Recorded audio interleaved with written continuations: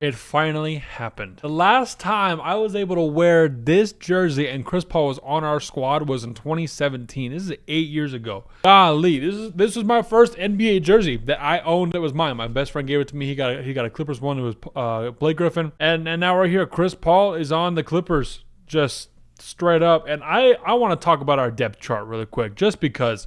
Wow, if you missed me talking about the Clippers after we signed Brad Beal, go check that out. It'll pop up right here on the screen. But dude, I know as a guy who is a Clippers fan and I'm on the internet talking about the NBA and stuff like that, when I talk about my favorite team, it's going to be biased, 100%. But take that with a grain of salt because golly, does our team look good, bro. James Harden, Bradley Beal, Kawhi Leonard, John Collins, Ivica Zubac, Chris Paul, Chris Dunn, and Bogey. We'll talk about that in a sec. Derrick Jones Jr. I don't know what Kawhi's doing here. Nick Batum and Brook Lopez. Holy crap, does that team look good. Now, there's a lot of things that I want to talk about from the concerns of people not Clippers fans and their thoughts and what I've seen online circulating. Because this has been expected for a while that he's going to sign with us. And it finally happened. Him and Brad Beal were expected probably like 2-3 weeks ago, right when free agency started.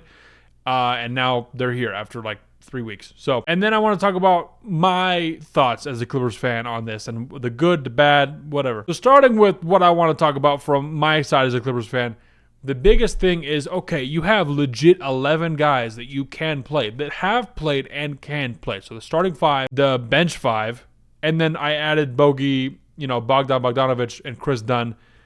That'll slot in because they're like they're like two sides of the same coin, if that's the right terminology. Because K Dunn can't shoot for crap, plays crazy defense. Bogey plays okay defense. I mean, he's fine. Really good shooter, good scorer, especially off the bench. It's going to be amazing. Now, the main thing that everyone is saying is like, oh, this is the unction. That's been the main thing. Even though Bradley Beal, we got him, and we basically swapped him out for Norm Powell, who is older than Brad Beal. And we got John Collins, who's 27 years old, so it's not like we have a bunch of 30-year-olds. Now, is everyone on the team relatively old? Yes. But I think that's okay. Because if we had like 7 dudes that we played and all of them were like the same age as these guys, like average 30, 31, 32, that's not good. When you got 11 guys, that's a lot you can run around. I really think that these guys swapping in and out for each other, especially, I mean, if one gets injured, then we have a perfect 10, right? So let's say, like, I don't want to doom anybody to injury, but Brad Beal misses a game. He's sitting out back-to-back, whatever we got. Okay, Bogey's playing, right? K-Dunn starting, Bogey's on the bench. Makes it super easy. So we got that support off the bench 100%. We have a backup big this year. We did not last year. We had Ben Simmons and Mo Bamba. We went from Ben Simmons and Mo Bamba to Brook Lopez. So I don't care about the age because even Mo Bamba is not that old and Ben Simmons is like, I guess, kind of not super old. But Brook Lopez is definitely older than they are. And I would take Brook Lopez over both those guys combined. I would rather have him. It was like, hey, if you want Mo Bamba and Ben Simmons or Brook Lopez, who would you take? I'm taking Brook Lopez. So the age thing is kind of irrelevant. Everyone wants to talk about that. It's not really a real thing. The second biggest thing that you can see that I want to talk about is Kawhi Leonard playing the 3.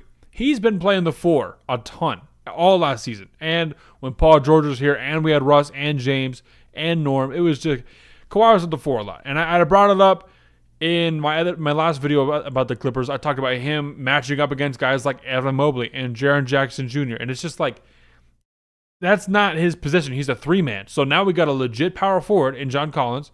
And then we got D. Jones off the bench, Nick Batum off the bench. That's really cool to swap in. Kawhi can play the 3. Right? James is going to have a freaking time. James and Chris with John Collins, Zubac, Derrick Jones, and Brook Lopez. It's going to be a squad. Now, the video is going to come up today. I'm making this as just like an extra one. You're going to get 2 videos a day. So if you're a loyal subscriber, first of all, shout out. Thank you. Appreciate that. Second of all, I'm going to be dropping my West standings predictions today. So if you're watching this, you get a little sneak peek of that because this is going up before that. I think I officially have the Clippers above the Rockets. And I don't want to talk about it a ton in this video. I'll talk about it in the next one. But the Rockets got KD. Yes. They got Clint Capella. Yes. Right? They got all these guys. They also lost Dylan Brooks. Right? And I look at their bench and I'm like, they're cool. They got a lot of wings. But if Reed Shepherd can come in and do something, I just think that the Clippers have a really, really good starting 5. Like a really solid starting 5. And I think the best bench in the league. I don't think it's even close. If you give this bench to Denver and to Jokic, you have the starting five of Jamal Murray, Christian Brown, Cam Johnson, Aaron Gordon, Nikola Jokic, and then you give them this bench. Chris Paul, Chris Dunn, Derek Jones, Nick Batum, and Brook Lopez. The Nuggets are winning the championship. It's like not even close. Just because Jokic is the best player in the world and the overall starting five is solid. I mean, they took the Thunder to 7 games, so I don't know what you want me to say. Not to mention that the Rockets lost in the first round too last year, right? They lost in 7, just like the Clippers did. So it's kind of like the same thing to me. And we lost we as the Clippers. We as the Clippers, we lost to the Nuggets, who lost to the Thunder in 7. That's getting kind of tossed around a whole ton. I don't know if that really means anything. It's still an L, and the Nuggets took an L, right? So I don't know if it's like 2 wrongs make a right. It means we're just as good as OKC. That's not true, especially for last year. This year, our roster is really, really solid, and I am really bought in. My wife and I were just talking. I think we're going to end up making the trip to Into a Dome at some point this season, so I'm going to wear this Chris Paul jersey, and I might get a freaking new one, dude. That would be so cool to have 2 different iterations of Chris Paul and the Clippers. But yeah, dude, I'm looking at this team, and we were a top 5 team. We were the 3rd best defense last year. I'm looking at this squad now, and I'm like, I don't know what's stopping us from being the number 1 defense, honestly. Because people act like, oh, James Harden and Brad Beal. James Harden and Brad Beal are not a good defenders, blah, blah, blah. They're not negatives. James Harden's 6'5". That's like taller than the majority of point guards that are starting at that position, right? Or relative, barely, right?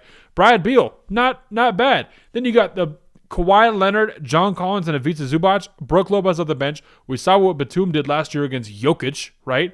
Derek Jones, Chris Dunn, and Chris Paul is not a slob. He's old, but that boy can get down historically on defense, right? So I think that we have a very good shot at being the best defense in the NBA. That's saying that the Thunder drop off and they don't do as well. I think they're still going to probably be the number 1 defense, depending on how they go. But Clippers are really, really good, and the offense is going to shoot up because of all the people that we have, right? I think Collins is going to make a big addition. He's kind of got swept under the rug, especially with these 2 additions of Chris Paul and Brad Beal. But Collins at the 4 is going to be awesome. Like, the Jazz literally had to sit him because he was winning too many games. He was a plus 13 when he was on the court with the Jazz. That's a crazy differential. But yeah, dude, it's oof. You're probably going to get a lot more Clippers updates from me over the course of the year. If you want to see those and you're a Clippers fan, first of all, comment. Because last video I said I was the only one, and 2 people were like, "Hey, bro, I'm a Clippers fan too." So, hey, Clippers fans, let's roll up, bro. This is a good time to be a Clippers fan, bro. Yeah, I said in my last video the Clippers are going to be 4th in the standings, and I know standings isn't like a power ranking, but in the standings, I think that the Clippers are going to win a lot of regular season games just because of the depth that we have. Now, if the Rockets, KD doesn't play, you don't really have a backup for KD, right? And I think Kawhi, we're going into the season with Kawhi being healthy for the first time in forever, like literally frozen. So straight up. But yeah, I can't say enough good things about this team, man. I'm just hype. I'm not over glazing. I'm just doing my due diligence as a fan and as a content creator, bro. I love this team. I'm so excited. This might be my favorite Clippers team constructed wise of all time, and we're gonna have to see how that plays out this year. It's gonna be awesome. We have this year and next year to actually compete, and then after that, basically everyone's gone because we have everybody on either 1 year or 2 year contract, except for Zoo. I think Zoo's the only one who is on like a 4 year. So, and we'll keep him because he's dope. But yeah, so we got 2 years to compete, and we're gonna try our hardest to get to that point, and it's reflecting. We're not pulling some Denver from last year. We're competing, but they're really not because they didn't really do anything roster construction wise. But Clippers are looking fun this year, dude. That's all I got to say, bro. Quick shout out for the J-Pow channel. If you have not seen the J-Pow channel, it's been awesome. I just hit my most viewed video of all time, 100,000 views on a short. So appreciate the love and support on that. If you haven't seen it, go check that out. It's a great fun channel. This is like the where I talk NBA channel, and that's like the fun NBA channel. So if you like that, it's gonna be linked right up here. Go check that out right now. That's all I got for today. Love y'all. We out.